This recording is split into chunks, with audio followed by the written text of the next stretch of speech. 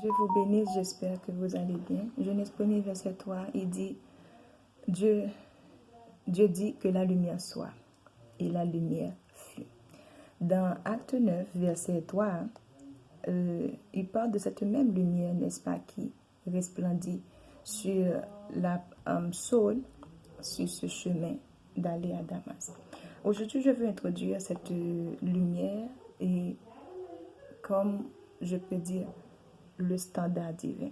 Vous avez vu que Dieu n'a pas commencé par le chaos en disant ok, qu'il y a le soleil, qu'il y a les arbres, qu'il y a l'eau. Non. Premièrement, il s'introduit lui-même. Il dit que la lumière soit, let light be. Cette lumière qui vient de lui, il impose son standard. Et sur le standard que lui, il a imposé, il a manifesté, maintenant, il est en train de regarder qu'est-ce qui ne correspond pas à ce que je suis. Qu'est-ce qui ne correspond pas à cette ténèbre-là, cette chaos, cette manque d'ordre, cette vide qu'il y a dans l'univers. Donc, ça ne correspond pas à moi. Je ne vois pas la gloire, je ne vois pas la beauté, parce que ça ne correspond pas à moi. Mais il a commencé par quoi? À s'introduire lui-même, à imposer son standard. Et cela est valable dans tous les domaines de notre vie. Si tu ne connais pas quel est le standard que Dieu a imposé dans un domaine, tu vas être déçu. Tu vas peut-être t'applaudir quand Dieu est en train de pleurer.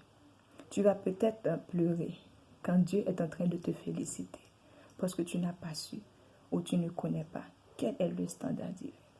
Donc, pour arriver, pour avancer, pour aller en profondeur, pour grandir de maturité, pour ne pas perdre ton temps, pour que tu ne sois pas comme ces personnes-là qui vont dire, Seigneur, j'ai fait ceci dans ton nom, j'ai fait de ceci dans ton nom, et à la fin, le Seigneur lui dit, désolé, mais je ne te connais pas. Quelle tragédie.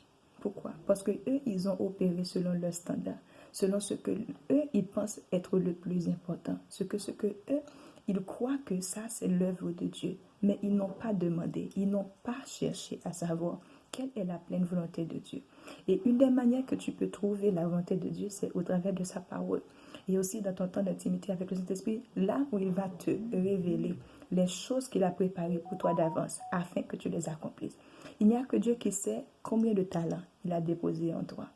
Tes parents peuvent dire, ok, mon enfant est très brillant, mon garçon est exceptionnel.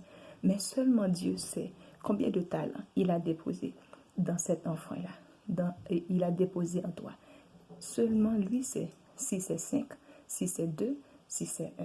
Et selon le nombre de talents, il sait quel est le fruit qu'il attend de toi.